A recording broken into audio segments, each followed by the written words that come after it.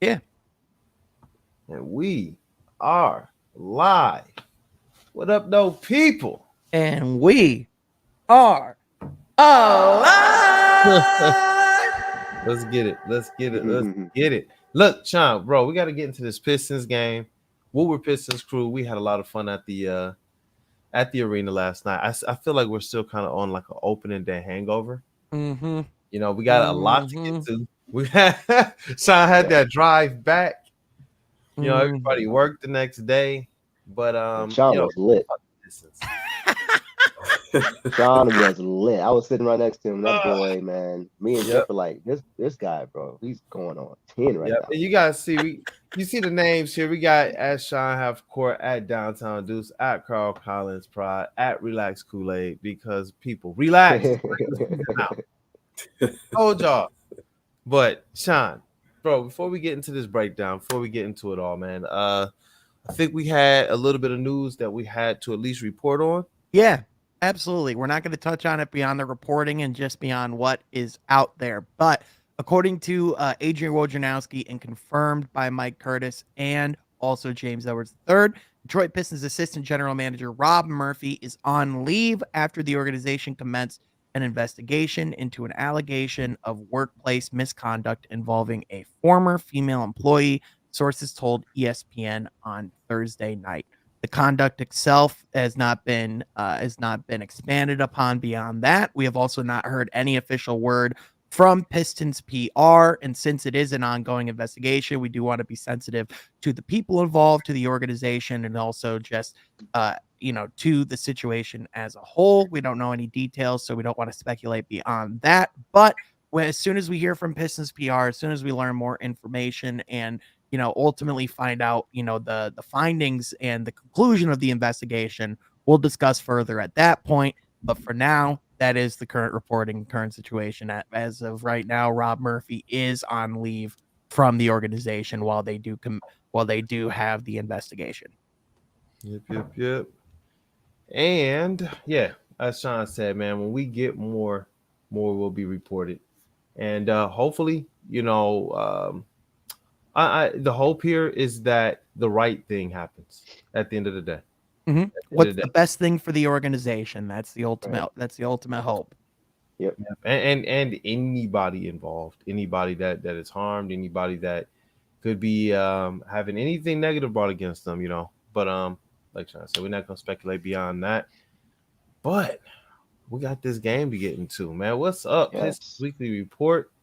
What's going on? Yeah, that's in the chats. That's what we're here to talk about, man, because basketball is back. Not only basketball, but specifically Pistons basketball. We do got to talk about it. All four of us were in the building last night. First of all, to the guy to my left, the Godfather, the man that makes Woodward Pistons go round, makes it happen, was the man that was making it happen in the reporter chair yesterday. Yeah, my boy Brandon, aka Cool. But dude, the impressive, the cool thing was we're just coming over and visiting you, and you're like, yeah, what's going on? Yeah, I was sitting next to these NBA scouts during the game, like just a casual thing that everyone has happen at all times. Every day. It's unique, man. I got to ask these fellas some questions as well. I did, and on our rookies, they like our rookies, man. They like our rookies. I mean, they should. One of the guys from the Knicks. So okay. Of course Oh, they really liked our rookies. It matters, man. It matters. Yo, listen, because we are not supposed to really be cheering up there. When Duren dunked, when he dunked on that guy, me and the Knicks scout, we both were like, yeah, you gotta just contain like it. That thing where you're like adjusting your chair, like yeah, it was just like, holy, all right. Yeah, you gotta fake a sneeze. You'll be all right. Yeah. He just looked over at me. Was just like, that was literally the first question I asked Kool-Aid at, like during halftime. I was like, how did you keep your cool during that dunk? And he was like, I did. Yeah, I was like, yeah, you can't. That's the answer. That's really the answer. That takes time. Yeah, what's going on, Donovan? Welcome to the chat, bro. Also, joining us as well, another guy that was at the game, someone who also was getting lit. My guy Downtown Deuce, my boy Deuce, what's going on, man? Thank you for being here as always, my man. Dude, Yes, sir, man. it was just a special atmosphere in the arena last Yeah. night. Like that, I would say it had the feelings at times of a playoff game. Mhm. And the fact that people were bringing that level of energy, it was just awesome. And I Yeah. think part of it was because they saw Carl Collins on the jumbotron, and that was motivate awesome, and that got everyone zoned in from the first jump. Yeah. But we're also bro. throwing the Yeah, lid that was on They kept crazy. you on there for a while too, man. Yeah, Hey, he had some I good was stories. waiting. I was waiting for. I'm like, eventually, I'm like, let me just pull my phone out and take a picture just in case nobody else gets it. But apparently, a lot of people like saw it like out of state, and because they were watching the feed, so everybody was texting me. I'm like, okay, all right, Mom, You I had made some it. good- I made it. You had some good crowd reception too, Crowd bro. gets the people going. Yeah. What does it mean? No one knows what it means. Yeah, you had our section screaming, that's for sure. Once we were like, hey! Yeah. I thought I heard some distant screaming in the background. You guys we were sitting like kind of across the way, but I heard something over where you guys are sitting, so it must have been you guys. Oh yeah, Sean. 100%. Oh, Sean. 100%. Oh, that's awesome. Yeah, but also just wanted to give a shout out to all the people that came up to us last night, and we're giving credit and shout outs and praise to Woolworth Pistons, Woolworth Sports from Half Court, all the work we're doing. Just really appreciated all the shout outs and praise. Met some really cool people last night. Too many people to shout out at once. So just want to thank you all for the love, man. Everyone that was at the game last night that came up and said hi, just means a lot, man. And just be able to interact with the community, meet everyone, and be a part of that. It's just really cool. And the fact that we're just getting started with that, can't wait for what that means, for future Pistons games and meeting up with more people. That's just all I want to do now is just go to Pistons games so I can meet fans, Yeah, and Daniel, look, bro, we're going to be there the entire season, man. We are. And I'm telling you guys, my hope is that by about halfway through the season, we got some solution where we got Sean out here full time. It was awesome to have you out here, brother. I already feel the loss with my bro gone. We got to get you out here, man. It was particularly tough this time driving back, I will say. It was like, man, just being out there for one day. Yeah. And then afterwards, it's like, all right, back to Grand Rapids. I was like, mother. Did not want to head back. There, bro. We're going to be out there. Grand Rapids Gold. We're trying to get these credentials up, man. Get from half court out there to cover some of these games. We're going to bring the crew out there, man. Definitely get down. I don't think people understand, man. Like, this is a family, bro. Like, some of us go way back, and some of us are starting what's going to be our way back in 20 years. So, we go for each other. We go strong. And when we get together, especially with our brother Sean, it's we put in so much work. We're waiting for whatever the payoff is. We know that may come at some point in time, but it's about what we're doing together, what we're doing with you guys, what we're building with this Pistons. Part of the payoff is the camaraderie that we have and the bond that we have as a family. Like, I've known these guys since like February or March, but literally, like, I even said to Carl last night when I met him for the first time, it was like, it feels like it's been years. You know what I mean? So just be able to see these guys at a Pistons game, give them a big old bear hug, and just bond over basketball, man. It's just special. And I will say, like, one common sentiment, and Donovan, that means the world to me. I appreciate that, man. Doing this content helped me get through It's strong, man. I got to meet him this summer. Just wanted to make sure I said that. Doing the content helped get me through the summer too. So thank y'all for tuning in and listening. The comments help a ton. And one comment I want to touch on. Bashir said, "How is Ivey even faster than we thought?" That's something I want to touch on. Is one thing with this roster. I went to that game. Obviously, I was not credentialed like Kool-Aid, so I allowed myself to attend this one a little bit more as a fan, right? And I obviously went back and watched the game earlier today from more of an analytical perspective, but just from a fan standpoint, that is the most fun roster I've seen on a Pistons jersey since I was a kid. Sean, from an analytical standpoint, that is the most fun Piston jersey. Yeah, like objectively speaking, we've had in a while, bro. A long time. Like when we're talking about adding two game-changing athletes in two completely different ways, in Jaden Ivey and Jalen Duren. I know a lot of people will say like, "Oh, you need to get out to the arena to see it for yourself." You need to see these guys in person to understand. I mean, with Jaden Ivey in particular, the one thing that just stuck out to me, they say that speed doesn't truly translate over television. It doesn't truly translate over television. When Jaden Ivey broke from one side of the court to the other, it was literally in a snap second. I was shocked at how fast he was. It's not really his speed; it's his acceleration. Like yes, when he goes on the fast breaks, he's gone before anyone else is like to have court. Like he's already gone. Yeah, that's something. He might be one of the fastest people I've seen ever in person, like just athletes, like ever. Yeah, that's something that I kind of say often. He looks like he's going at 1.25 speed on YouTube. You know, where you can hit the button to go a little bit faster. Yeah. Like he's just moving a little bit faster than everybody else. And Kool-Aid alluded to this. He creates his own fast break. He grabs the ball off the rim and he's just going 1-on-5, and he's able to get to the line to make something happen. So, but the thing that's crazy is that like it looks like he's going at 1.25 speed, but his legs look like they're only moving at like 0.5. Like it looks like they could be going faster. That's the thing. Little skips and that's the thing. That's the thing. That's the thing is like he can just get past guys and you can tell he's not even going 100%. Like that's the unbelievable thing about him. And then, you know, with Jalen Duren, I mean, the first thing, like, you know, I asked Kool-Aid, I was like, what is it like seeing, you know, Duren in person? And when I saw him, it was like, oh, this guy looks like a man. And then just to see, you know, him on the boards and, you know, just it obviously we'll dive more into like how everyone played in a minute, but just, you know, Carl brought up that dunk that, you know, like, you know, how, you know, Carl said, you know, I didn't expect him to go up and dunk it.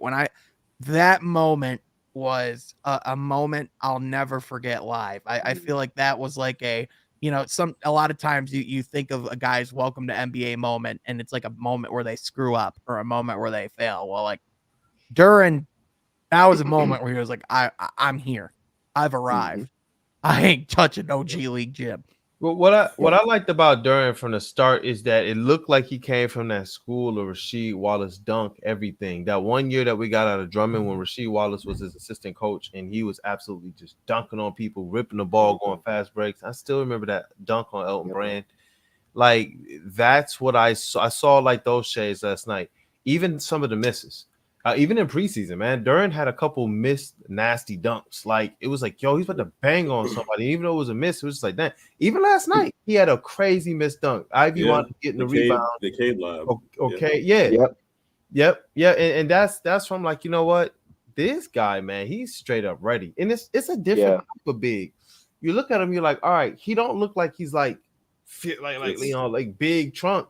He knows how to use his height and his measurables very, very well for a young guy. As he gets more polished, man, oh man, these people said Sean Kemp. At first, I was still like, I will trust you. But now I'm just like, yo, Duren is looking kind of scary, man, if they get this guy right. And he's not doing anything outside of his strengths right now, which is something I just could not figure out. And the thing that's the most impressive to me. I'm sorry, Deuce. The thing that's most impressive to me about Duren, we were wondering what exactly his role was going to be. How much time was he going to play in this game, right? It was kind of like, you know, when he was playing really well in the third quarter, I kind of had that feeling of, oh man, this is great, but like, you know, like Dwayne Casey's about to take him out, and like Isaiah Stewart's about to play a lot of the fourth, right? I was like, I kept turning to Deuce and Jeff, going like, Duren's still in the game, like 3 minutes to go in the fourth, 2 minutes to go in the fourth. Like he didn't come out until like 2 minutes to, you know, a minute and a half left in the fourth quarter. And then obviously these two came in and hit the game sealing shot.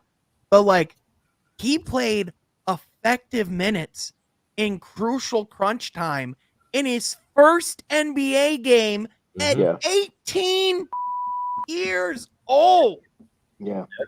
It's scary, man. I mean, you think about just he's just so much of an impact player. Like, how many plays did he have drawn up for him? Pretty much none. And yet, This and yet he still finished with a double-double, a strong double-double, 14 and 10. And and you mentioned the Kool-Aid as far as just the intangibles. He's going to be scary. I mean, he's 18 years old. Guys are thinking twice when they get into that lane. You can't just go down there and expect to be able to get your shot off. So, yeah, he's going to be scary good. I can't wait to see. And like another thing too, it's hard to have 3 blocks and 0 fouls. That's not something that's easy to do. Go ahead, Carl. Charles brought up a good point. He brought up a good point. No, 0 fouls. But the thing that I noticed about him is that he just knows where to be on the court. Like last night, it looked like he just knew where to be because he had so many. He had like 3 putback dunks, blocks. Like that's an intangible to me. Like that's something that Ben Wallace had. That's a comp that I like to give him. So obviously not in every. I mean, he's obviously a lot bigger, but like in terms of timing and knowing where to be, I really like that about Duren. Here's what I will say that I wasn't expecting to say out of opening night. And again, it's opening night, right? Like we're about to go to, I believe we're playing in New York on Friday night, which was obviously a game that, team wide, that had a little bit of a struggle for us at the beginning of the preseason season. So it'll be interesting to see how it contrasts, and it'll be interesting to see how these guys are playing now that they'll be having a little bit of a road trip to start their season. But having said that, after one game, it's going to take a lot of it's not going to take very much more convincing for me to say Jalen Duren needs to start, because in his first game there were moments like where I turned to Deuce and Jeff and Troy and like everyone else sitting by me, and it was like the Pistons miss Duren on the court right now. Like his presence feels missed, which the fact, again, we're saying that about someone who it was his first professional game. He reclassified in high school. Like this is the youngest player in the league. Second youngest player in the history of the league, the debut of the double-double. I mean, this is a special talent, guys. Yep. Yeah, he's gonna be good. And I caution. I just want to wait before we crown him too early. He's going to. No, that's why I said it's only one game. It's only one game. I know. What I'm saying. We're gonna see everything that. I'm just saying, like Casey said with Kade last year, there's gonna be games where we see the 25. There's going to be games where we see the 5. You know what I'm saying? Mm-hmm. But in terms of the natural intangibles, this is what we continue to talk about. We stated, hey, early on, people were talking about he may have to spend time in the G League because of his lack of polish. I don't think that people understood if he can just give these intangibles based on the measurables that he has, he's going to be a regular NBA rotation player. Coming into preseason and coming out of preseason, these are the things that we talked about. And when we saw him, we said, he passed the big man triage. This guy is a NBA level starter, definitely rotation player. He's going to have an opportunity, though, like Sean was saying, to be an absolute, not just stud, but a star, man. He really does. He has that type of athleticism, speed, and smarts, man. Carl said something very, very interesting about him. He was like, he just seemed to know where to be on the court. You got to kind of have some type of basketball IQ to, like Deuce said, to have those 3 blocks and no fouls. Well, what did Duren say? Who did he credit? Film study with the development staff and the coaches that everybody says does a horrible job with these young players. That's what that's his direct quote. He said, by the way, the guy who Dwyane Casey, the guy who hates playing his young players, what did he do at the end of that game? He's stuck with his young players. He's brought whole team young players too. Think about that. Yeah, but like in particular though, he's stuck with Duren. He trusted him. He trusted him down the stretch, and he put him, in a position to succeed. And like he was the guy, of all of our players who came off the bench, Duren had the most minutes. Technically speaking, Duren was our 6th man in his first appearance. Granted, part of that's because of the Marvin Bagley injury, and we'll see how that adjusts when Marvin Bagley ultimately comes back into the rotation at some point. But guys, the crazy thing, that roster just looked extremely talented. And we still have Nerlens Noel. We still have we still have Alec Burks Yep. that haven't even played. Yeah, Marvin Bagley, Isaiah And Livers. know. And Livers. Yeah, those two. And that's what I want to caution. At least with Duren, I want him to see Marvin Bagley play. The bread and butter is going to be the pick and roll. And though Duren played it better than I saw him play in the preseason, which means I know he was working both on his defense and that pick and roll offense in between preseason and the regular season. He's not Bagley on that end yet. Kade Cunningham and that pick and roll was butter. When people talk about seeing Kade and his game looking a little bit different, Jalen Duren doesn't quite have all the NBA aspects down to the pick and roll game. And people know how to push him off his spot. I noticed a couple times and this is more of a technique thing. I don't know if it's a technique or if he's not used to guys throwing a full strength at him. But there's a couple times that guys was able to bump him off of his spot or on his roll, bump him out the lane.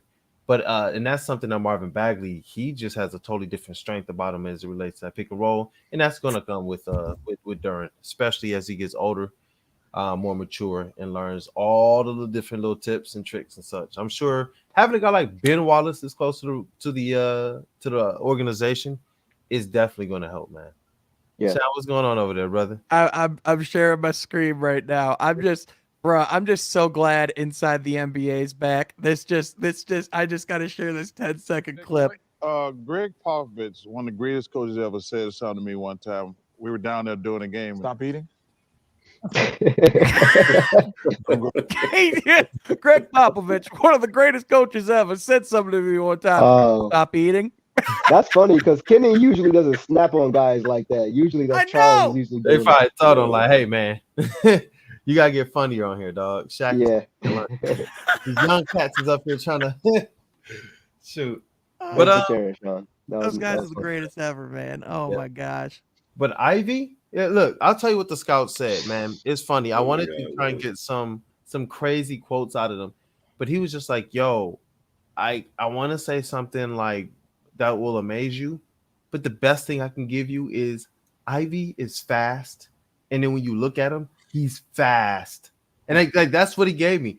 And he was like, we all knew that he could play basketball. He was like, nobody is, looking at if he's a basketball player. We were just looking at how he was going to be able to utilize his speed in the NBA. And I love when I hear that type of stuff because these are things we talked about all summer. That we went on the Woodward Heavyweights, went on the Morning Woodward show. I told people he reminds me, and we've said it on here, he reminds me, or his arc can be that Dwyane Wade type of player. He's a little bit bigger than John Morant in terms of height, in terms of weight. His style of play to me and his composure, his stop and go, it just reminds me, his shiftiness, it just reminds me a little bit more Dwyane Wade. Now, Dwyane Wade did have a nasty mid-range, which if Ivey adds that to his game, bro, I'm so glad you said that. I had a chance yesterday to speak to his father at halftime, and that's exactly what he hit on. I said, "Hey man, your boy's looking good out there." He said, "Yeah, one thing we got to work on is that mid range. That's what we're doing. We're in the lab right now, working on that mid range." So Kool-Aid, you're on the money, and so I think that's going to be important for him in his growth because as guys and defense is going to see that he's able to get by guys in the perimeter with ease, they're going to pay attention to that. They're going to be ready for him to rim. So him being able to adjust and take what the defense is giving in that mid range is going to be important for his growth going forward. Bro, so I'm glad you said that. I was watching I was watching Dwyane Wade highlights, right? As a rookie, just looking at his rookie year. He was a problem. He was a first game out the gate problem. Like Ivey was a problem. Wade, a little bit more of a problem. I mean, Dwyane Wade's a generational player. I mean, that's a different beast. But you see the same stuff. You see Dwyane Wade get the ball off the rim and run past everybody. Like the point guards like this. Hey, throw me the ball. And Dwyane Wade's already dunking. That's half court stuff. Like I said, Ivey did a play that was effectively just straight up Dwyane Wade. 3 steals in his first NBA game, by the way, for someone that was challenged to be great on the defensive end. Not just did he show up and show out on the offensive end, but he took the challenge on defense day one. And to his credit, I feel like he played pretty well. And obviously, as a team, there were moments where they weren't perfect, but I mean, overall, Of course. in your first game to have more steals and turnovers, that's a victory. Yeah, for sure. And for me, the play of the game for Jaden Ivey, I know that there's certain highlights that people are going to look at. The play of the game was this for me because I realized he's looking at tape. Somebody's in his ear about this. In the preseason, in the summer league, as well as at media day, there was a lot of times where Ivey would absolutely run past his player in the half court. He doesn't even need to cross over anybody. He's an ISO bucket, just one flinch. Yep. Which side was he on? The basket was kind of in front of him. Baseline was let's say to this side of him. He just faked towards the 3-point line and just ran past somebody as soon as the guy went, and he made the layup or dunk or some of the nature. And I was like, yo, he's finally doing this. All the other times he would get in and pass it when he would get there. Last night when I saw him do that, I said, now is when he can actually be a problem. Not just a guy who can run past, not just a guy who can get to the rim, but a guy who, like Dwyane Wade, when he gets there, he's trying to make defenders make business decisions. And you know what? That's going to make him be something absolutely animal. I want to say this too, and no one's going to want to hear this. They're going to hate me the second I say this. But you know who breathed life into the Pistons and really helped them get back into this game? Oh, yeah. Cory Joseph. Kojo. Yeah. Cory Joseph played really good basketball. And say what you will, man. The guy comes in. He can consistently hit shots. He can. If you need him to create a bucket, he can go out and do it. And he got the Pistons back in the game when he came in. He just did. Yeah, that's the Cory Joseph I think we all were hoping to see when he came here. And like you mentioned, Sean and Kool-Aid, you as well. We have a young team. First game of the season, having that veteran presence to come in and settle the game down and say, hey, this is how we're supposed to play, guys. Let's relax. And be able to have that calming presence over the team was exactly why I think we brought him here, and that's what we saw last night from him. And now it's in a more reserved role. So, like, you know, kind of like what three, like, you know, he's kind of joking, like, in the role we want him. But in all seriousness, it is a role that, you know, as far as like the talent of the roster goes, he doesn't necessarily have to start for the best, you know, for what's best for the team. So I think it does allow him to come in and thrive a little bit more. Hey, bro, look, man, the people love Kojo now. And you know what? We've been saying this all summer. It's just the roles. And as this team gets more talent, it's not Casey that we should be complaining about. As this team has gotten more talent, we've seen a lot of different myths about Casey go away. Oh, he only wants to play the vets. No, that's not true. Oh, he doesn't want to play young players. That's not true either. He's just not going to be one of those coaches that comes in and just says, oh, sweet, a young player, I'm just going to play him. Or, he's going to play his best player. Exactly. And for those young players, he's not just going to forget about them. He's working with them. That's why I'm glad when Killian would come out the game early in his career after giving the ball to Blake Griffin, like walk it up half court, give it to Blake Griffin 4 times, and then come out the game. I was okay with that. Did I want to see him play more? Yes. But because Casey was saying we're not going to allow Killian to practice developing bad habits or to play and develop bad habits. We're not just going to let him play through that. He needs to learn. He's the type of player that needs to learn. But we saw other players who have a little bit more high IQ, like Kade Cunningham, be able to come in, or a little bit better grasp of this game, come in and be able to play. And Casey says, hey, we let him go. And with Killian, more to Casey's point, the things that Killian does great, he says, let him do it. That one-handed pass, I don't know how much Ivey's going to be able to do that. I don't know how much he even says. He tells Kade, don't do that. But he says openly and out there, Killian, he's worked on it. He's great at it. He does that. When these guys show themselves to be proficient, Casey lets these guys go out there and do what they do. And when they don't, he is working with them. And the players are stating that, the development staff, we looked at film. Duren getting 0 fouls as an 18-year-old rookie in his first NBA game, bro, playing minutes. Guys, insane. Did we talk about my favorite player on this team last night? My man, Bojan Bogdanovic. Bro, he was all night. He was the bucket getter. Yeah. I love this energy. Bro, that man is a bucket factory. You turn it on. You don't even have to have a person working there. It's just automated. Just gets you buckets at all times.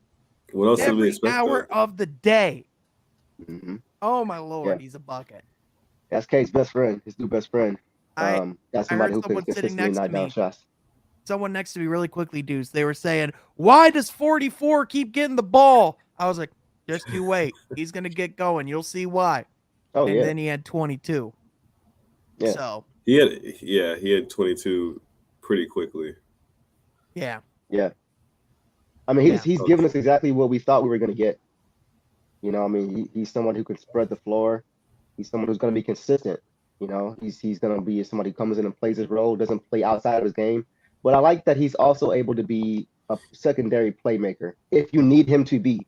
That's not what you want him to come in and do, but shot clock's getting kind of low and he needs somebody to make a play. He can make that play for you. So, He brought and the I energy. agree exactly with what King just said. Totally different. Hey, He brought what the up, energy. King? So we What got up, my big dog. guy, King? My Oh, dog. man. comments.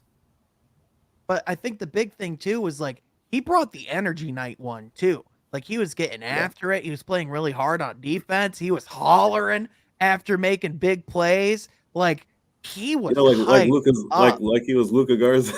Yeah, Yeah, yeah. But for like sure. he was legitimately like not only did he seem like invested and happy to be there, but like he seemed like he hadn't just been on the team for 3 weeks. Yeah. You know, he was just such a stable, like just like Kojo, but for the starting unit was just such a stabling presence. And again, like whatever happens, like whether we break, whether he starts, whether he comes off the bench, he's just going to be effective. That's just who he's going to be every night. Like if Kade's struggling shooting from the field, who probably isn't? Bojan Bogdanovic. Right. It's like death, taxes, and Bojan's getting buckets. Those are the 3 constants in life. I like what MK said too, how he was in Cade's face late when Cade had that turnover. That's leadership. Not being afraid to get in this franchise player, the star player's face and kind of say, "Hey, man, let's go." Well, at the same time, though, he acknowledges that he is the franchise player, but at the same time, he'll get in his face when he has to. Right. Yeah, and that's good on Cade too, man, because it takes a special player to recognize what it takes to be great, man. And rather than being a guy who will be like, "Nah, get off me. Nah, I've been here. Nah, you didn't." It's like, what? I know they're taking their cues from Casey. I know it, and I know that these guys have good people around them, good foundations as well, and they themselves. Like we know, Troy identifies these types of players, man. He identifies them, man. It's a mark on these players, and with Bojan, it's interesting because Casey said, "Look, guys, he scored 18 points per game on a playoff team that won 60 games." Yep. Like, what did you? He said in the press conference last night. I was sitting there like crackling. I'm like, "Yo, don't laugh out loud." He was like, "What did y'all expect?" Like, come on, like, wait, you looked at the preseason and was getting worried about what this man was gonna do. He made his money. He made his name. Y'all only know this man's name because of what he was doing before. Now y'all act like you're gonna forget. Yeah. Hey, man, I don't know. It's Bojan is it, bro. Have we had a player like that?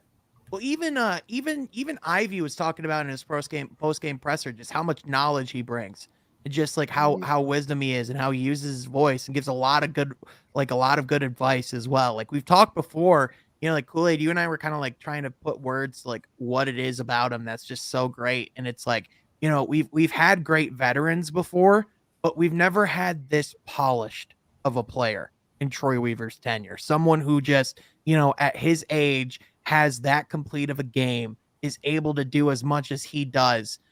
To me, like that's the thing about Bojan is just his game is so complete. And like that's the thing about him is that when you look at guys, like when they're aging, the big things that you want to look at, like when their athleticism slows, is like how else they can still create buckets. But like the thing about Bojan, none of his game is predicated on his athleticism. It's all skill. Yeah. And even like that stop and pop, like that stop and pop 3 he had last night was probably the slowest, ugliest looking stop and pop, in the organization, in the entire association. Son. But no, it was beautiful because it is beautiful though. That is the thing. But you know what? It went in because that's how Bogey does it. You know what I'm saying? Yeah. Like that's the type of player he is, man. Bro, you know what I heard people saying last night? I heard people last night saying, "You know what? Maybe I should get a Bojan jersey." That's hearing people, man, yo, do they have Bojan Till jerseys? Fans, they don't got no Till jerseys. No, they sold out. But whatever. Yeah, But yeah, get him them back mugs to are gone. get him back to the veteran presence. I think he's the perfect veteran Hey, because he's a guy who he's not going to come into a team and you're questioning whose team it is, but he's also not the guy who comes to your team and he's only a locker room presence and right. doesn't provide anything on the court. He's that perfect guy who, he provides a presence on and off the court, but you're not calling into question, oh, is this his team? No, we know it's K's team. But he's also not just going to be the guy in the locker room that's just haran. He's actually going to be able to provide something on the floor. Big King, what's good, bro? Hey, Yeah, what's Ladies going and on, everybody? gentlemen, through. Now we this feels. Right when he came in, I was bowing for like Yeah, I got 20 it. seconds Yeah, I straight. got to stop, man. Man, To royalty. It's been some time, bro. This is a special occasion. Hey King, not very often do we get to bring the full original band back together. So the fact that you're here Yeah. and the fact we got all of us here now, like, come on, man. Like, of Well, course not I'm gonna get often- hype when you come up in here, King. Not often Good to do we see get you, a my chance to talk about Kojo in a great In a light great when way. King is here. So let's In go a ahead great and way. let's I go was ahead so and happy for King last night, dog. When that first shot went down, I was like, King gone here, bro. Yeah. Man, I was Yeah. so disappointed, King. I thought you were gonna be there last night. We could have started an MVP Yeah. chant for Kojo. Yeah, man. I like I said, I just wanted to keep my tradition, man. Every year on opening night, I always stream with everybody, so I wanted to keep that alive. But yeah, Kojo played well, and when we first traded for Kojo, this is what I was excited about for Kojo. I just didn't want to see Kojo playing 42 minutes a night. You know what I'm saying? Right. So, and it's not like he asked to do that. He was kind of thrusted into that position because of the lack of offense and the lack of play that you was getting from Killian at the time. So, but to see him come out there and play well, man, he helped jumpstart that team, man. His shooting along with the defense that was provided from just from having Duren's presence alone is what we've been thirsting for, here in this city, man. So having him out there on the floor makes a guard think twice, So yeah, it was a hell of a game. You got to see a lot in just the first game of the season. It was Orlando. We're gonna definitely have some growing pains. We got some tough teams that we getting ready to go against on the road right now. So yeah, we getting ready to see these guys go through it. The thing I love to see, though, in particular, like obviously, like one thing you could just tell from being there, the crowd, the crowd's already behind Jaden Ivey. Like Jaden Ivey's talked about his love for Detroit. Detroit already loves him back. You know what I mean? Yeah. But like those people were enthralled by Jalen Duren. And that's just the thing about Detroit, man. Like no other city's gonna get, this excited about a big prospect. Like it's especially ones that are predicated in rebounding and defense. Like that's like what this city is. Like that's like the backbone of this city is what that kid's about. And just like, like when the crowd erupted for the dunk, it almost felt like an eruption that was like inevitable. Like it was like people were just waiting for it. Like that was the thing, was like we knew he was going to come out and do something, and then what happened, it just. Bro, I posted that clip of him too, man. Like he's relishing this. And when the Jumbotron zoomed in on his face, I believe it was after an and one, and he was just sitting there like just grimacing, just like he had that LeBron Miami look on his face, bro. The whole game. I told people this. I told Rod this. I'm gonna keep saying it. I am one of those weirdos who likes to see how these players' faces look, man. It tells a whole different story. And that whole game, Jaden Ivey looked like this was something he was putting on his back. The whole city, the whole game. Like it's something I don't want to see what these guys would have looked like if they lost that game. It looked like it mattered that much for them, especially with the city showing out, dog. It was a sellout. It was packed. I know how it started, and I kept trying to tell people.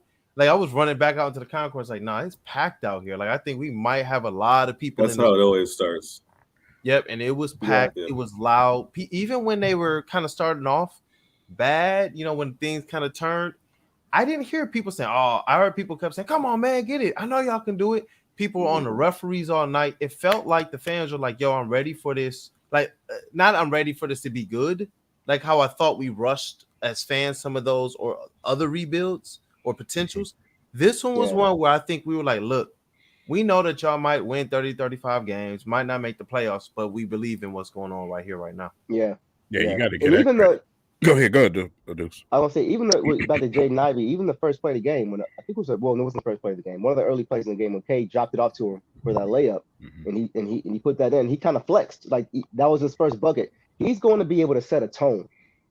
That's going to be important for this team, being able to set that tone out the gate with the energy. That's something he's going to be able to bring too. Go ahead, Kade. Yeah, just to credit what just to credit what Kool-Aid was saying, you got to give credit to Troy Weaver. Troy Weaver has done an excellent job putting it out there and explaining to this fan base what this process is going to look like. And that's just not something that we had in the past. We were always in the dark. Troy Weaver's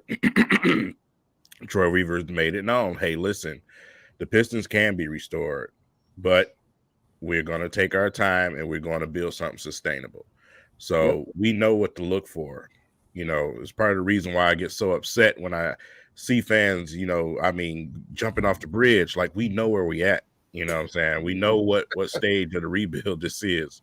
So, well, for me, it's also like the fact that it's being done right this time. Like, we've seen it being done so wrong for so long that, like, when people are complaining, it's like, do you even know what you're complaining about? Do you even know like where things were at? We don't know how to react. We don't know how to react to this. We haven't seen this done this way, this quickly. Like, it's kind of like you get comfortable being uncomfortable. It's like when you have something that is finally a good product, you really don't even know how to react to it.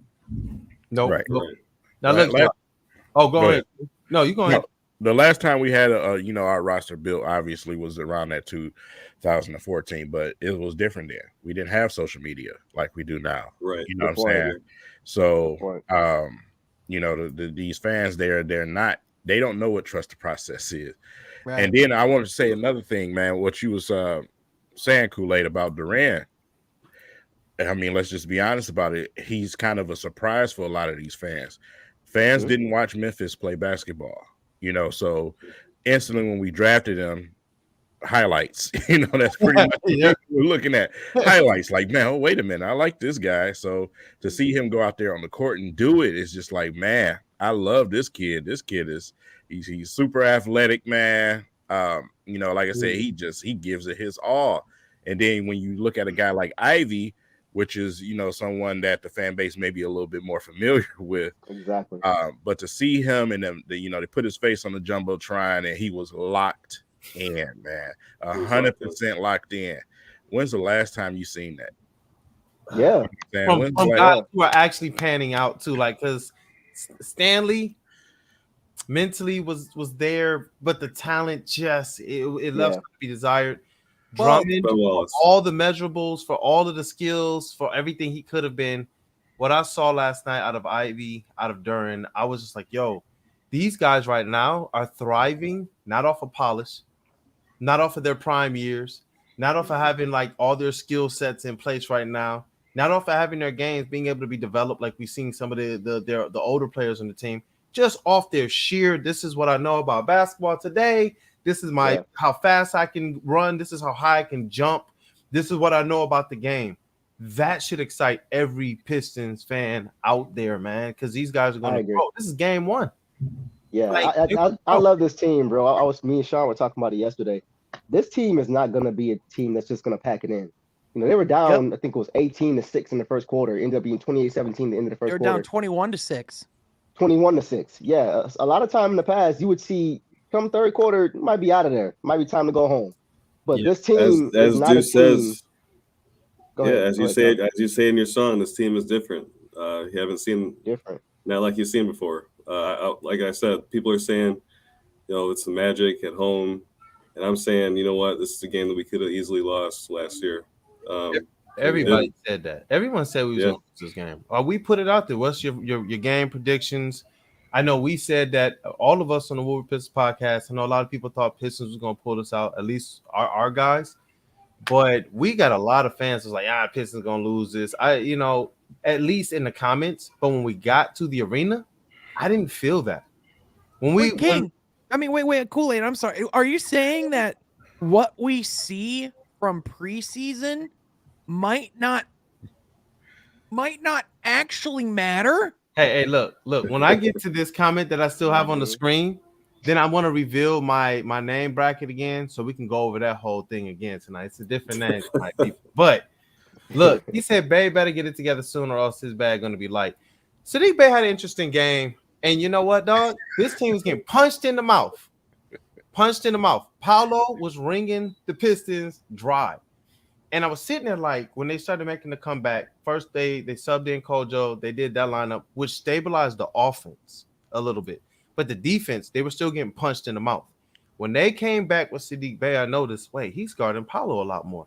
And Paolo hasn't scored in a very long time. And oh, wait, why are the Pistons catching up? Saddiq Bey is taking some strides on the defensive end. On the intrinsic aspect of the game, all the other things you want to look at besides scoring, like I told y'all with Kade, y'all be complaining, Kade ain't scored. Then he scored 3 baskets in a row in the third quarter. Only that. And now all of a sudden his stats are like 10, 4, and 8. Bros, he was hooping the whole game. 3 baskets shouldn't be what dictates. If Saddiq Bey scores 3 more baskets, we're not sitting here talking about anything with his game. He played a great game on defense. I like better than I thought he was going to bring. That's just me, man. And Kade wasn't just calling the shots in the offensive end. He was calling the shots defensively too. Like a lot of times he was like pointing at guys and telling them like when to go on switches, when not to. Like he was the facilitator on that end too. He we were talking to Killian talks a lot about wanting to be like one of the leaders on the defensive end. Kade's doing that too. Yeah. So I thought that was really encouraging to see. Yeah. Saddiq play tonight, man. Relax. Like I'm convinced that I don't think this is the Pistons fan base that we talk to. It's the Lions.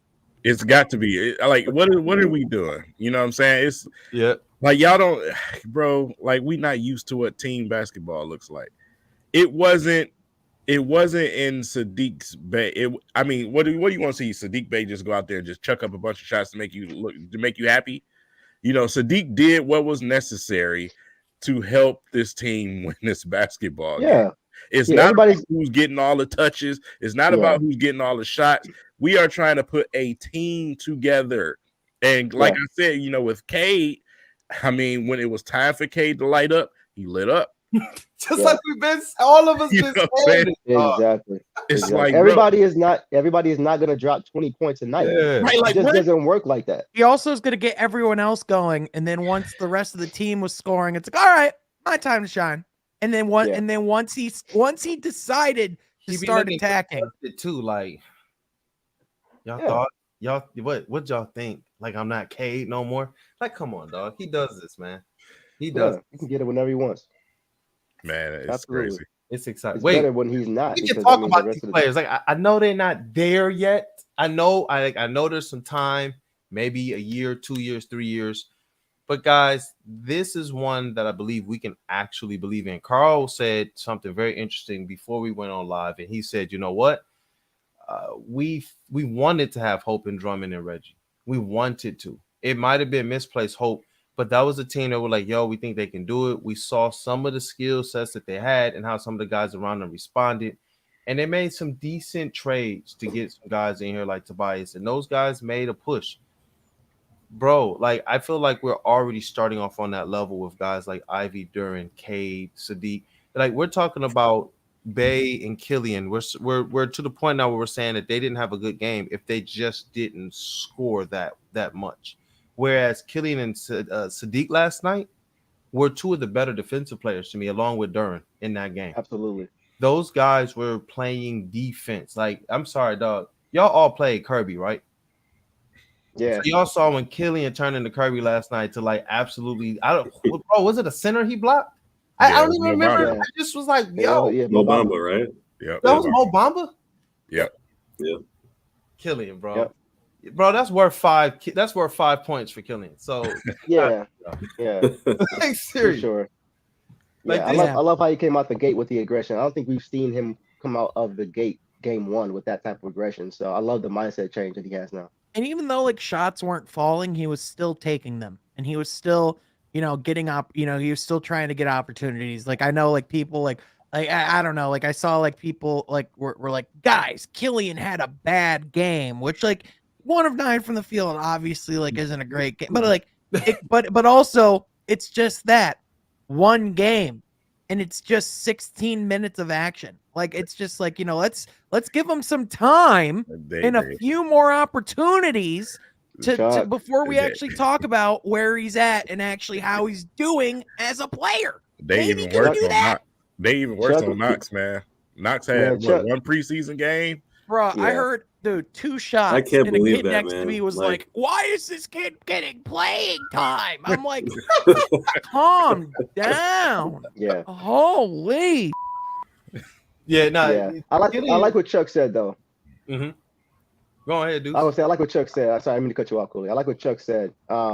He kept shooting and he never dropped his head. That's something I think we all were looking at in training camp and preseason. How was he reacting to that? I feel like if he would have made one shot, it wouldn't have been on 9 attempts before. It would have been on maybe 4 or 5, because after he sees that he doesn't have the hot hand that night, he's just not going to shoot anymore. But he kept missing and he kept shooting. That's important for him. Yep, and people sometimes will judge Killian based on scoring when in reality, Killian, when he comes into the game, man, he directs the game very, very, very well, man. He comes in and he directs the ship, and this is something that I noticed in preseason. He's telling people and players where to be, and he's spoon-feeding people baskets, man. Mm-hmm. His passing, to me, looks like it got even better, way more crisp, way more precise. And when he's not scoring, like what would you rather him do? Have hit 2 or 3, 4 more baskets, been like 4 of 9, but not played the defense he played, not been sort of the facilitator that he was. Like, you know what I'm saying? So for Killian, we know that his offense is a work in progress. We want to see him shoot better than 1 of 9. That is something to criticize, but he didn't put his head down. You know what I'm saying? It wasn't like he was taking bad shots. One of them was bad where I think it was in the shot clock and he just kind of dipsy-do, threw it up, got it blocked. That was kind of where I was looking to see, is this where we get the Killian that kind of sulks? And he just didn't. He continued to at least play hard defense, continued to pass, and that's what you want to see. And that's why I'm not, and I think that's why I'm not worried, Kulik, because like, it's like obviously, even though we said like preseason really doesn't matter much, like there was still a sample size of him, being better at that end and having games where he was playing well in the offensive end. So, I think, just have like if he keeps having those opportunities and keeps, if he keeps shooting 9 times a game, he's not going to only make 1. Right. Especially with the looks he was getting. So like that's why like ultimately I'm not concerned. It's like if you're getting looks that like if he's taking like terrible quality shots that aren't going in, that's one thing. But it's like well, like he was getting some genuinely good looks. So yeah, can't be mad about that. Yeah. No, I like Killian. I like Saddiq, man. We'd be remiss if we didn't say something about Paolo, man. Yeah. Goodness gracious, dog. I mean, going into this game, I was talking about how excited I was to see Paolo and how curious. Deuce got to run. I got to run, y'all. Sean, exit before you. Be sure you go give our love to our guy Downtown Deuce. Be sure you go follow him on Instagram, on Twitter. Be sure you go check out Destination Restoration and all the hard work our guy is doing. We love you, Deuce. Thank you so much for being here, man. Always appreciate you, man. All right, y'all. All right, bro. Good night, man. But going back to Paolo, holy, I mean, this guy first guy, since LeBron James to have at least 25, 5 and 5 in his debut, and it was the fact that he was doing it in so many different ways, and he wasn't, he wasn't playing, outside of his abilities. He was Orlando's best player by far, and he is special, man. That guy's the truth. King, bro, I gotta get your reaction on this. Carl, what you gonna say, Nick King, bro? Yeah. No, I was just gonna say, I think Paolo was better than what people thought he would be, because I think his role in college, or at least his role in college, I think was a little different. I don't think he was out to get his. I think he was out to be more of a playmaker. Right. I think now he's in the league, and now he's showing people that he belongs as the definitive number 1 guy or to number 1 draft pick, and he's going to get his, and that's what he did last night. So I don't know, man. I mean, like as far like all jokes aside, Paolo looked like there like a lot of points. Paolo looked like the best player on the court last night. At certain parts he was playing, except for when he was the 3rd best rookie. Oh yeah, of course. Yeah, which was never. Yeah. I mean, but if we're being real though, Paolo's game is just insanely. Carl was like, "We're not even going to play this game. We're not. Like, listen, we love Ivey, we love Duren, we love the ceiling of what they can be. But what Paolo is right now is an overall Paolo. Like this guy he looks like a seasoned veteran out there. The way he was playing and getting his shots, and it was his first game. Yeah, played well, man. The only thing I'm not giving Paolo is that dunk over Kojo. Like, I'm not impressed. Oh, I'm not giving that to him either. That was not. No. That was a charge. That was totally a charge. It's like when LeBron dunked over Jason Terry. I'm not impressed. Like, I'm glad it was Jason Terry trying to take a charge. Hey, give me 2,000 for Uncle Eldon. Come on. Let's go. I was impressed with Suggs too. Yeah, I was impressed with Suggs, even though he got beat pretty bad last night. They were stepping on him and all types of stuff. He was having all sorts of foul trouble. But man, he from as far as the offensive end goes, I mean, people are saying he was cooked after last year. I mean, this guy's gonna be a bona fide stud for years to come. I don't know if he'll be a star, but I feel like he could be like a Malcolm Brogdon type, where we just look at him and go like, oh, that's just a really good starter in this league, Yeah. No, that's definitely a good point there, man. The Orlando team, they ran out a front court 6'10", nobody shorter than 6'10". You know what I'm saying? Like when you talk about the ways that guys like Saddiq Bey and Killian Hayes struggled, I think that had a lot to do with it, especially with the ways that their games play. They've tried to play a little bit more in the mid-range. We know Killian's not a three-point shooter, and Saddiq Bey is a streaky three-point shooter. Those guys have tried to be a little bit more aggressive, getting into the paint, getting into the mid-range, and I think that Orlando defense, which started the game off kind of just, I don't know, man. After those first 6 points, that Orlando defense just seemed to call our number. I know that our ball handlers look to be a little bit just like slow at the time, but that defense, man, I think Orlando long-term is going to be a problem. Here's what I will say. If they keep putting out that lineup with Wendell Carter Jr., Paolo Banchero, and Bull, I'm going to give myself an ice pick lobotomy. But I mean, other than that, they definitely have a lot of great things going on there. I mean, just stop trying to recreate Josh Smith, Greg Monroe, and Andre. Like, stop.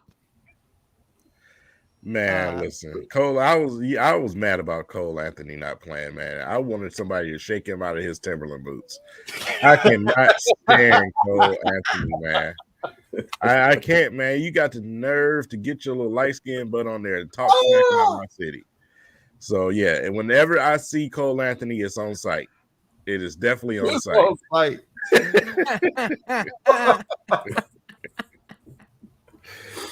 Oh my god! I was a little bummed to see he was out, but I mean that just speaks how deep like the Orlando backcourt is. Like they were missing him, they were missing Markelle Fultz. I know in the front court they were missing Jonathan Isaac still. Like they just have a lot of guys on there that as far as talent goes, that he had illness. So what was his illness, Sean? His illness was fuck around and find out itis.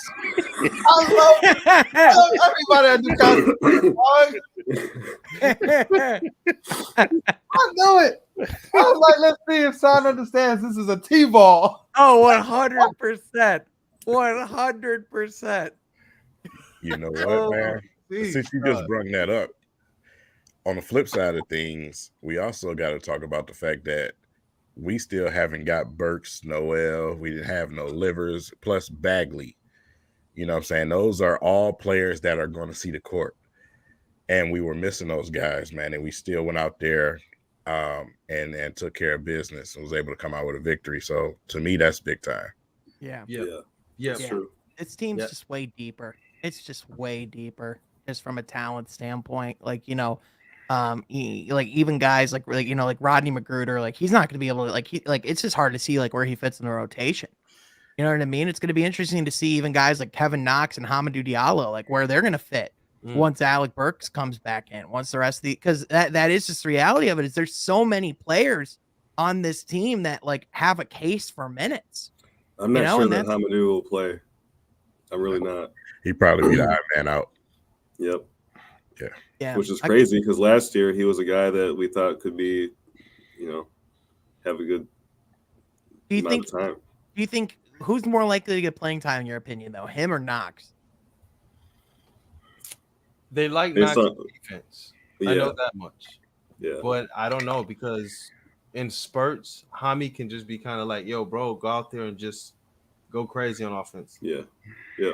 Just jump high, run really fast. Because there was one play where it looked kind of like Ivey, almost like he realized, oh, shoot, we could just run by people. And he just did that. Like his only point of the game, I thought, was like that, where he just kind of ran by somebody and just at the rim. But I don't know, man. I don't know what the difference is between what Ivey is able to do with his athleticism and speed and what Hami is able to do, because I feel like we've seen this from him. When he first got traded here, all of us were like, yo, this is going to be dope. But since then, I don't know what's happened, man. In and out of the doghouse, a couple injuries. I know this year in press conference, he talked about, at Media Day, he talked about understanding his role this year and probably moving forward, even though he still looks at himself as a young guy, is to help these young guys be more ready. Because you know what? It's different when it's Rodney Magruder telling Ivey something versus Hami, who probably can go back and forth with Ivey on the court and practice and such. Being able to tell him, hey, look, this is how these guys are going to try and play you. This is how they're going to come at you. Hey, look, on defense, these are some of the things we can do since we might be a little bit shorter, but because of our speed and our athleticism, we're going to find ourselves maybe defending guys that are a little bit taller. So I would like to see Hami take advantage, but yeah, I think y'all are right, man. That he might be the odd man out, seriously. Like Kevin Knox's defense is something I think they may value. Yeah, and I mean at the end of the day too, it's just always been with Hami. Like he just had the athleticism last year that this team was lacking. It's not a problem anymore. Yeah. Like Kevin Knox, Jaden Ivey, Jalen Duren. Like at this point, Hami's athleticism at this point is almost like a luxury, And like if he can come in and like it gives us different looks. So like he'll definitely have to maximize his minutes for sure. I definitely think, and that just speaks to like the business and the reality of the NBA, right? Where it's like, this guy is insanely young. And like you say, he still views himself as a young player, but like, at a certain point, like there's just too many young guys to feed. You know what I mean? There's too many guys to develop at a certain point. But at the same time too, a lot of it also has to come down to like, when you get those opportunities, you got to maximize them too. I feel like Knox Diallo's minutes could go to Isaiah Livers when he gets back. Knox was 1 of 8, 1 of 6 from 3-point line. Yeah, I was going to say. I don't foresee Isaiah Livers, and they're about the same height. They're about the same size, same wingspan, similar. Yeah. I think they played effectively the same spot within the offense. So his numbers, his minutes are definitely going to go away when Livers gets back. Now we kind of got a logjam. It's something that I was thinking about last night, man. Because I mean, you can argue that Hami was the second best defending guard on his team last year. Yeah, and Knox is. I mean, he's getting the opportunity right now because of the amount of people that's out. But you got to remember, you got Burks coming back, you got Livers coming back. Is Kojo gonna get buried on the bench? Because where's his minutes going to come in? Like, is he still going to play the 2? Because Burks is probably going to play the 2. So where are we at? And Knox are they're going to be completely out. Kojo's probably going to get the minutes that Diallo got last night. Yeah, you're right, Burks, and because Burks is going to play. Yeah, he's going to play. He's going to play. He's too good of a shooter, too consistent of a scorer to not play. Yeah, it's interesting, man. But that's it's a good problem to have, though. Like we're like just the fact that we're talking about it. We got to get out of the Bruce Brown mindset. Like we got to keep, these guys that we are so infatuated with. Like, because Troy don't care. Troy doesn't care. I want a guard. I want another guard.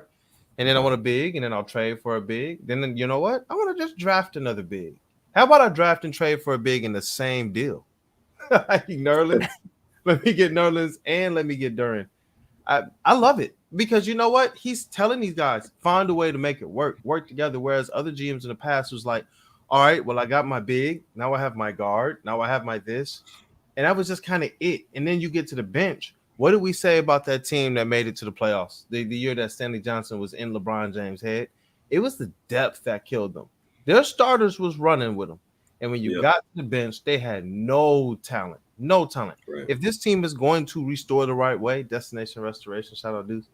If they're going to do that the right way, they got to look at what these teams had in the past. And they had starters coming off the bench with the bad boys, and they had starters coming off the bench with the going to work Pistons. If they don't find a way to get that on this squad, long term, they're just going to get punched when it comes down to depth and things. But King kind of brought it up with the way that Troy is building his team.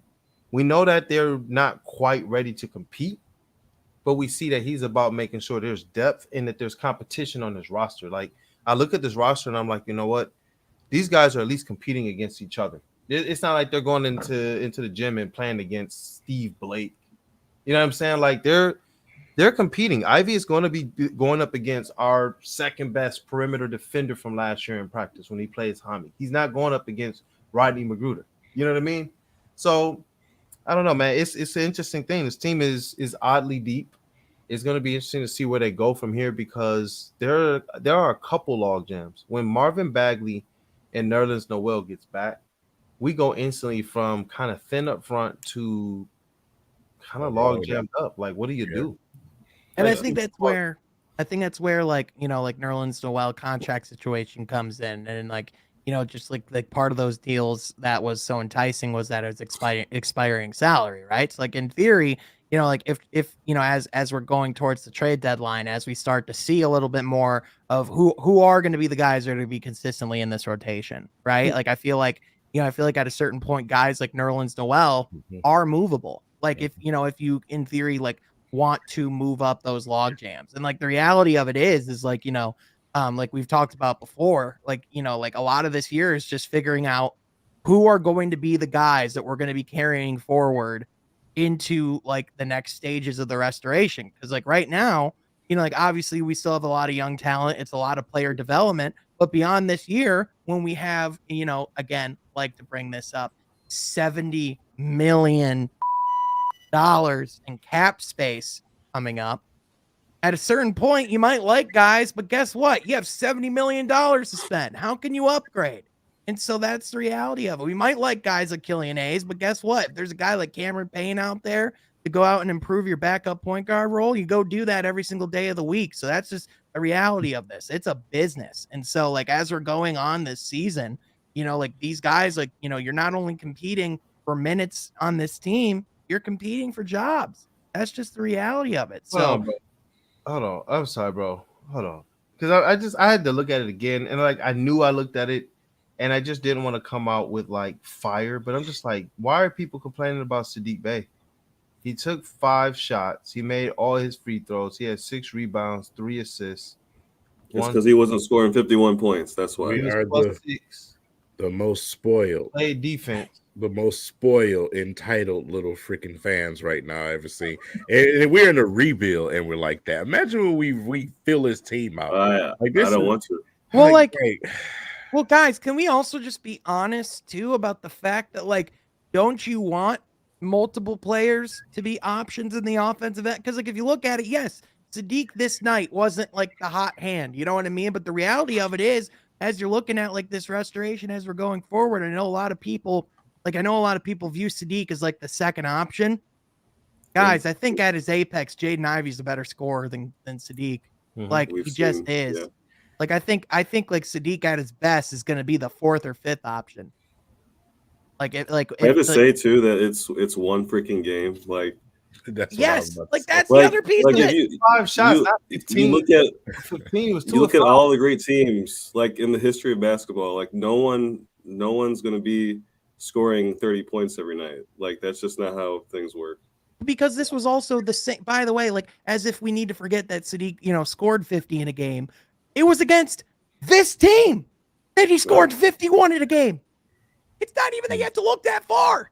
You're looking at him on your television, you dumbass. They're right there.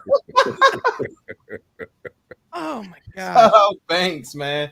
Sean, bro, you got to thank him, man. Thank you so much, Banks, for the $9.99 donation. We know what this season going to be, playing or not. We got $70 million in cap space, trade pieces, but a lot of good free agents re-signed. What route do we go? The reality of it is, Banks, not only is cap space valuable in free agency, but it's valuable in trades as well, because you don't necessarily have to worry as much about matching salaries down to the set. You can take on extra salary if need be. It makes you more available for trade discussions. You can use guys who are going to be free agents as sign and trade pieces. The ultimate thing about the cap space is that it gives the Pistons something they haven't had in a long time: flexibility.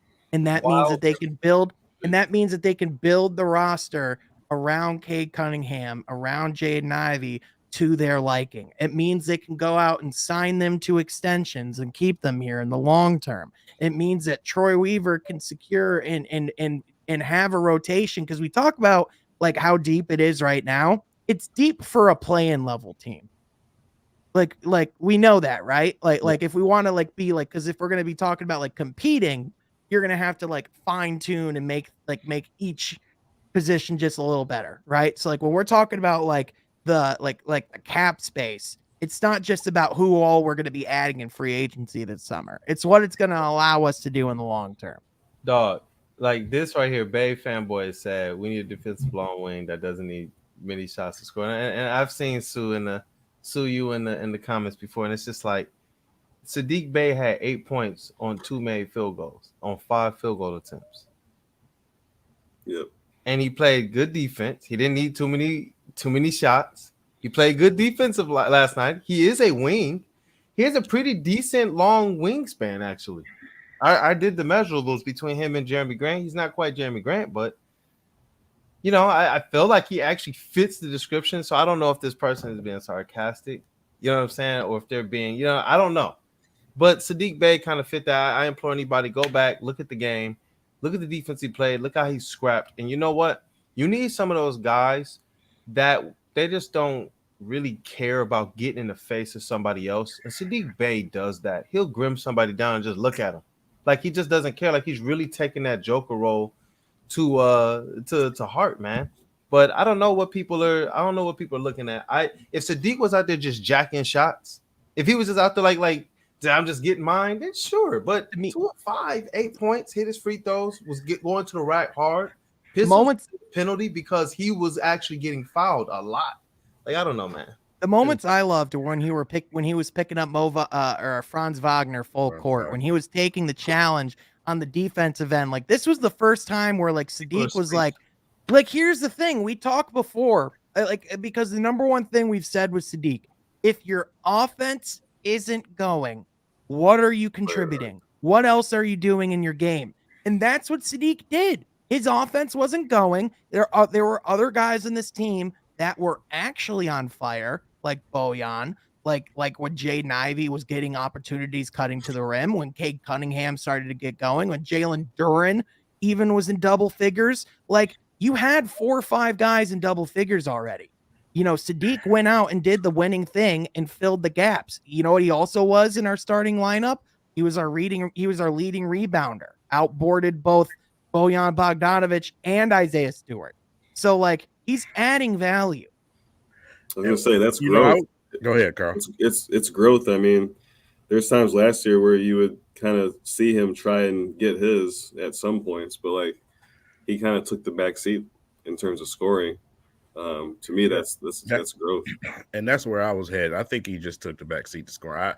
I'm not even comfortable saying that he wasn't going, because he shot the ball 5 times and he did get to the free throw line. So he did other things to help win. If anybody wasn't getting it going, it was Kade in the first half. He didn't get going until the second half. Yeah. So, like I said, it's a fine line between not getting things going and just not shooting the basketball because you're not required to. Other guys was getting it going. You know what I'm saying? So, like I said, it's 2 sides of basketball. yeah, what is your scoring if you can't stop the other team from scoring?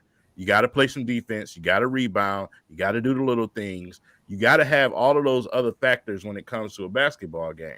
Yeah, we talk about Golden State all the time, how great of a shooting team they were, but we never talk about how good they were defensively. You know what I'm saying? So you got to play both sides of the basketball. And you got to have guys on your roster that's willing to do that, that's willing to guard the best player on the other team, that's willing to go out on the perimeter and be a bulldog against the next team's guards. Because I'm probably sure in this league, the next team probably has some guards that's just as good as yours. You got to stop them. Yeah. So, 6 rebounds last night too. That's higher than his previous season averages. You know, he was out there getting it, man. I like the way he played, and I like the way you put it, King. He kind of just took a step back in the offense. You know what I mean? There's a lot of guys out there who should get the first shot. Who do you guys want shooting those threes first? Bojan or Saddiq? I would say Bojan. Obviously, he was hot. Yeah. Bojan was hot. So if he got the hot hair, hey, I'm not about to just go out here and chuck up a bunch of shots to make people feel good. I'm gonna do other things to help win this game. But that's why you want Bojan. It's the good problem to have, that you have both of those guys where, like, you know, there's gonna be nights where Bojan's gonna take the back seat because he's a pro. He's gonna be fine with doing that. And that's the beauty of it. And that's why it's great having multiple players that are talented, like Kade, like Ivey, like Bogdanovic, like Bey. Like you can have guys who can take the back seat at times as far as, you know, as far as scoring goes. You know, it's like, you know, like King said, you know, like you're still, it's not that you're not getting going when you're not scoring the basketball. It's, you know, it's again, like a lot of things there. This game is so much more than what shows up on the box sheet. And like we're so hell bent on what guys do statistically. But the reality is there's a lot of players on in the NBA that go out there, put out great stats, and it doesn't mean a damn thing. Yep. So, and you know what's interesting too about Kade is that he truly is a playmaker.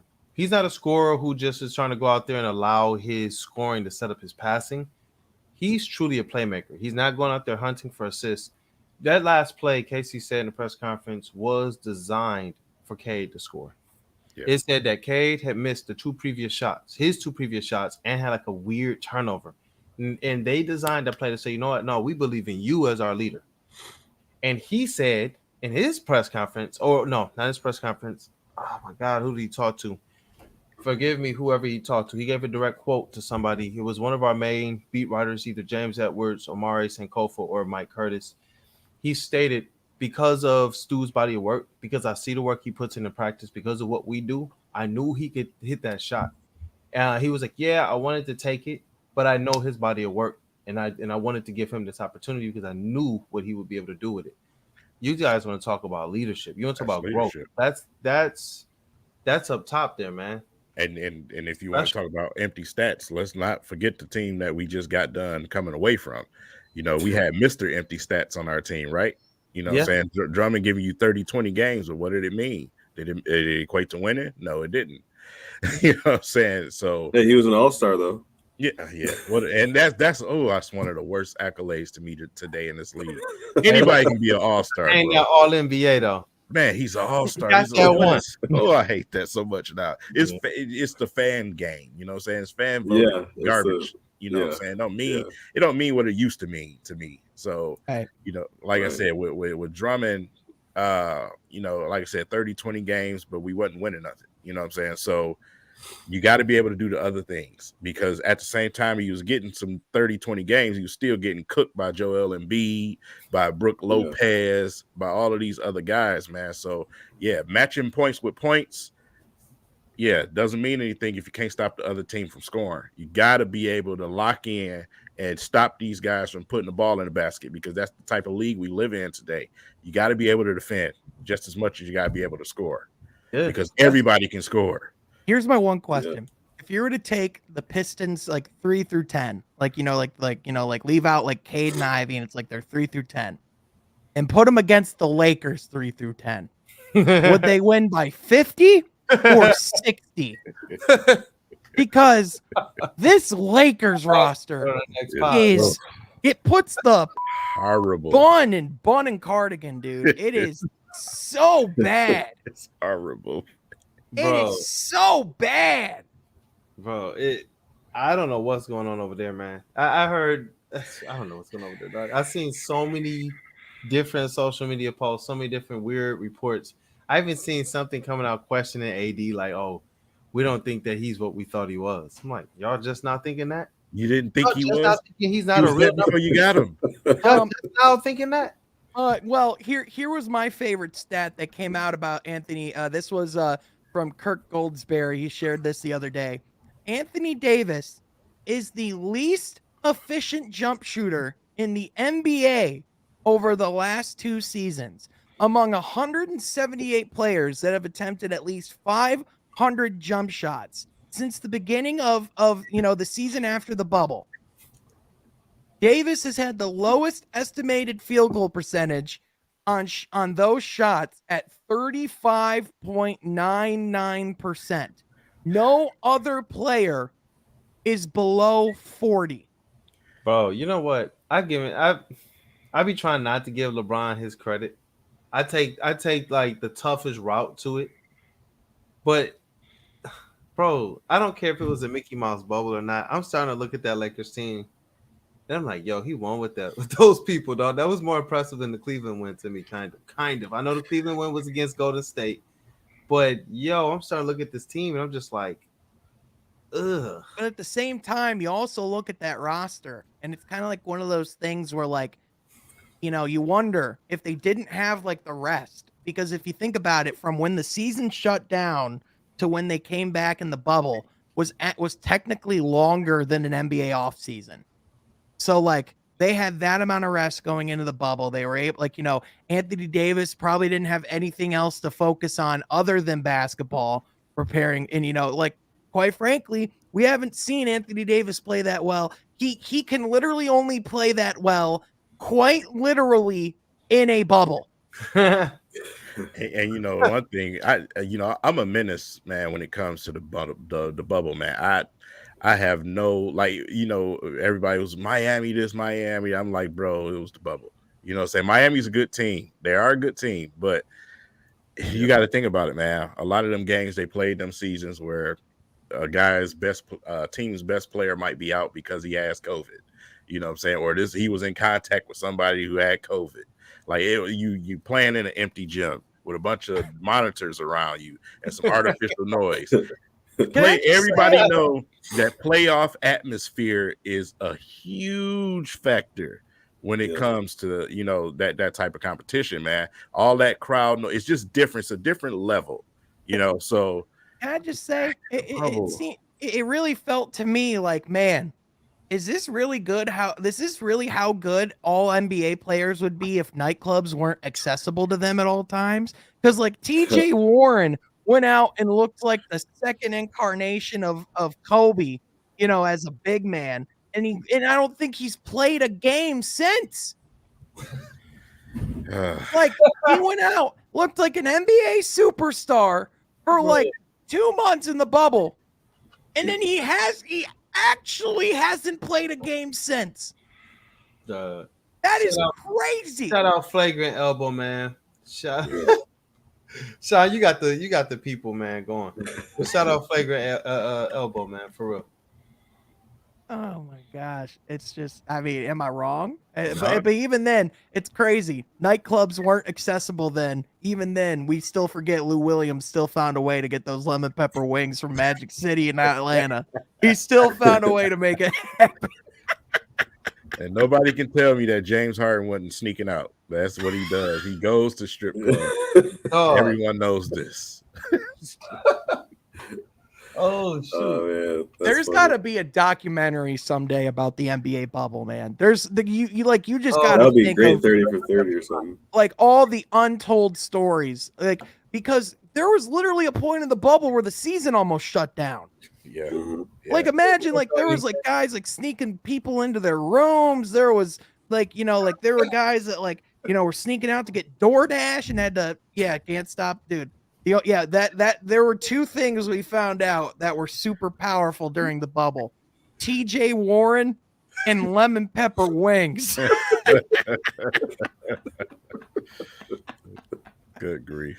Oh my gosh, Bro, man. man, y'all really got me wiping my eyes, man. Like, I think Lou Williams was also the one that got fuck around and find out itis. Hardnet security putting a hand on the ground. Good Oh my Lord. gosh. oh my gosh, dog.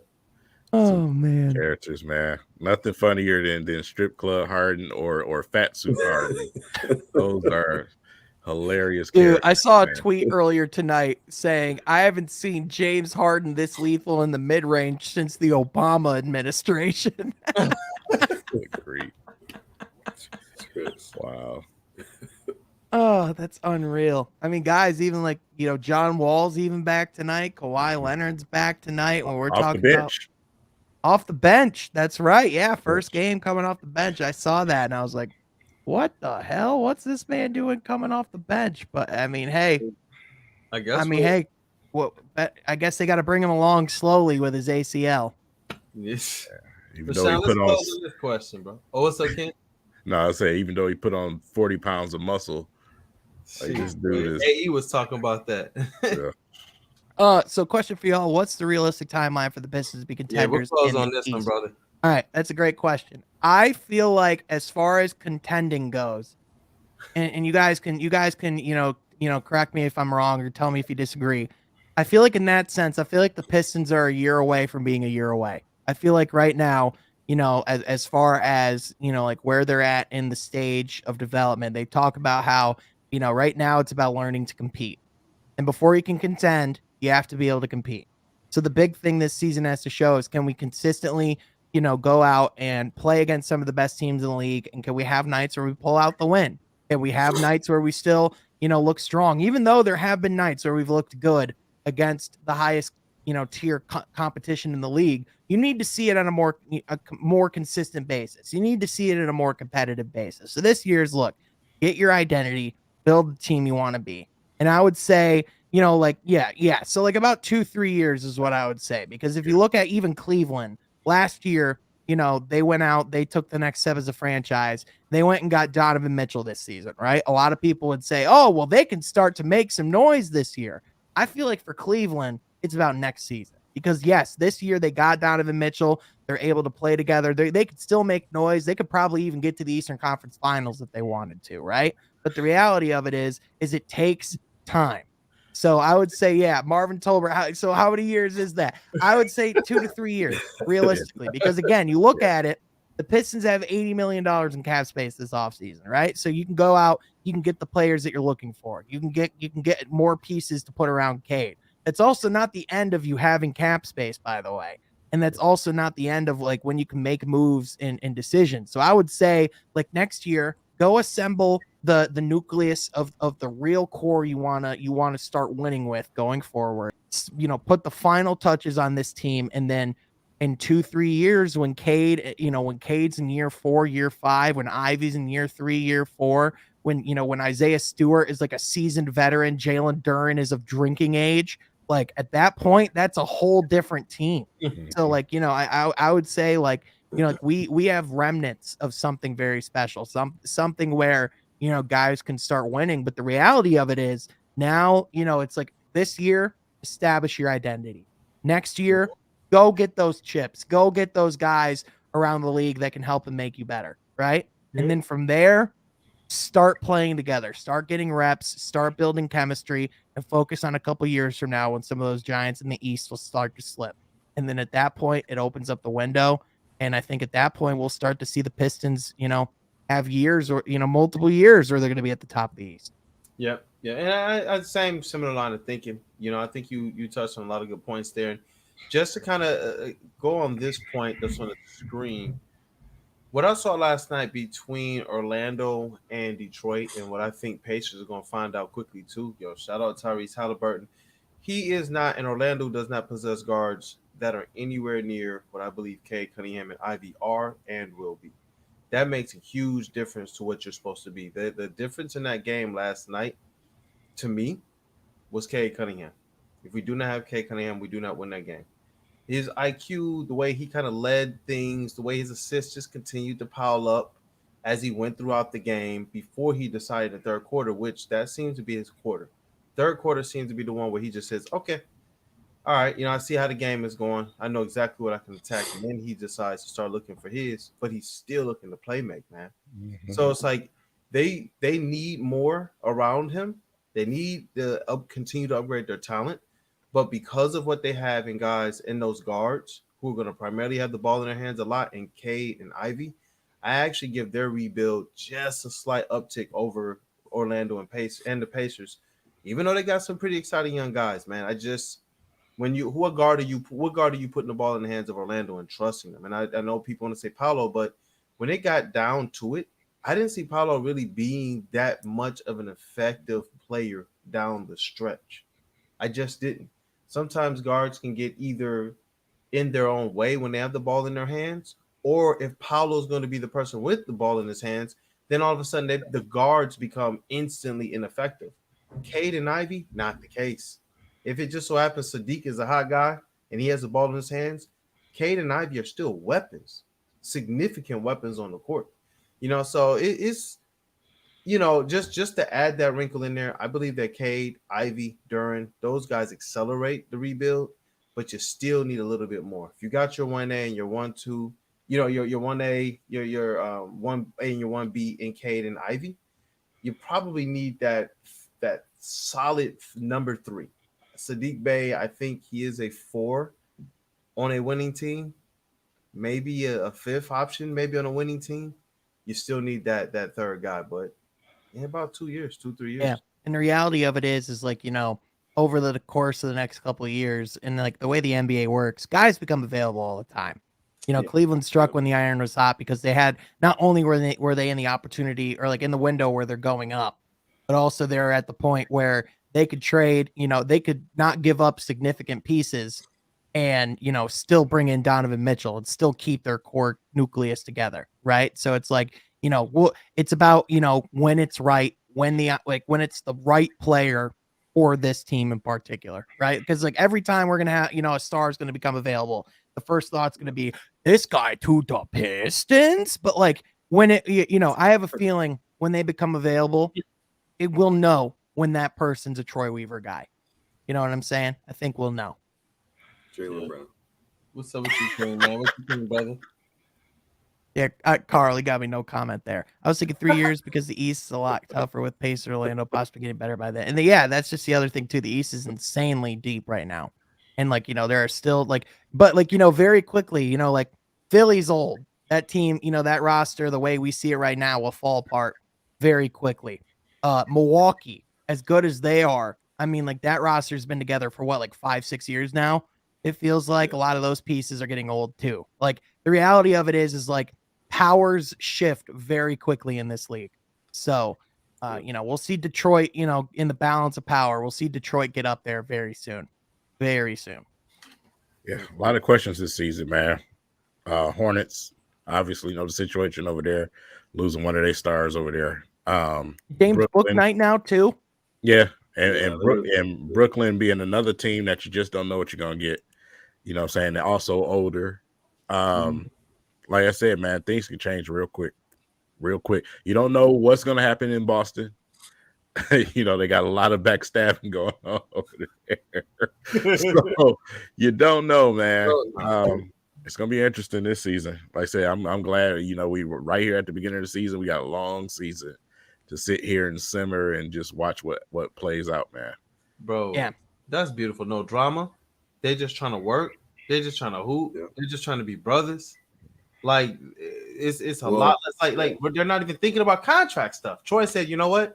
I'm gonna press go on all y'all contracts. Killian, Saddiq, Isaiah, Kade, even you, bro. Here you go. Bing, bing, bing. Like just go out there, hoop this year, kumbaya this year. Because I think these guys know when Troy season comes around, you're gonna want to have pleased him. You don't want to, like that's what you want. If you want to be on this squad, Troy has cleared the deck. He's cleared the way for everybody to literally go and prove that they want to be on this team, man. And that's what I love about this front office. That's what I love. Yeah, most definitely, man. Is that a nice one? What's that? Let's say, is that a night? I think that's a night, man. I think we touched on a lot of really good things. Listen, man, the Pistons have, a couple more games this weekend. They will be going to the Madison Square Garden, the mecca of the basketball world, to face off against the New York Knicks. And then on Saturday, I believe we'll be heading to Indiana to face the Pacers and Benedict Mathurin. So, a couple interesting matchups for Detroit, coming up. Will be interesting to see if they can split those two games, come out of the weekend 2-1. I think that'd be a really successful start to the season. But no matter what, we're going to be tuning in. We're going to be covering it. We're going to have every single angle of it. And you know what? Even though Kool-Aid won't be in there in person for these ones, he's gonna be like a beat writer on his couch, man. He's gonna have that same intensity about him. He's gonna be like walking around with his media pass, checking into the fridge, like, "Hi there, credentialed media." Thank you. Got to get my pancakes. But I mean, in all seriousness, man, be sure you're tuning in. Be sure you're plugged in, because we're going to be giving all the best coverage. Be sure you're following and subscribing to What We're Pistons on all social media, but also be sure you're following our people and the creators that we have right here as well, like the guy right under me, my guy Carl Collins at Carl Collins Prod on Twitter and Carl Collins Production on YouTube. Go check him out. My guy King at Everything X King, but also Everything King on YouTube. If you're not tuning in to the streams and the content and the coverage that he's given over there as well, and also all the hollering and good times and chaos that King brings, you're missing out. So be sure you're going and subscribing to that as well. And one more time for my godfather of What We're Pistons, my guy Detroit Kool-Aid at Detroit Kool-Aid on Twitter. Go follow him. And if you're feeling oh so generous and charitable, if you're feeling like you got one more follow you could spare, go follow me as well as Sean Halfcourt right down there. Also subscribe to From Halfcourt, because we're going to have a lot of good content going on over there as well. But folks, we want to thank you all so much for tuning in. Thank you again to everyone that came up and said hi to us during opening night. It was really great to see y'all. We're excited to see you guys at upcoming Pistons games going forward. But with that, folks, we will catch you guys next time on What We're Pistons Table Talk. Yeah, we want to know, baby. Let's go, boy. Want to know gets you Kanye West. Let's make it 2-0. Maybe we'll get the Chipmunks. My God. I mean, the Chipmunks, they have a mind of themselves, man. That comes out whenever it damn pleases. Hey, let's rock. Let's rock. Hey, and you guys, Sean and I got the fast breaks coming back soon. If you don't know, we're going to try and find some of those old videos and post them. But yes, we got that coming back. The content's going to be live. We're going to be what? We should feature a rotating third chair, man. Man. We should do that. Yeah, that would be fun. Let's do that. But hey, yeah, shout out to everybody else on the crew. Deuce, get better soon. He was able to join us for a little bit. Shout out Lexi. She will be on soon. Her content is starting to blow up. King, as always, man. It was great to have you. And we need to get going what we started talking about. King, Sean. We gotta get that going, brother. We gotta get that season. We gotta get that going. You ain't even ready, King. You ain't even ready, King. We gotta get that. Hold on, We gotta get that going, y'all. We gotta get that going. I'm so serious. We're ready. It's just time. It's time. Yeah. I'm trying to do this. I'm trying to do some of those things from LCA, bro. Yeah, I'm serious. Yeah, man. We can set some things up. We're gonna be right down there, right before the game. Get in 5 topics real quick. But it's dope, man. Yo, this was dope, man. I always like making content with you guys, talking Pistons and talking with the chat. Definitely hit the like button. We appreciate you all being here. We definitely do, man. But now that's a night. I'm tired. Peace. Yep.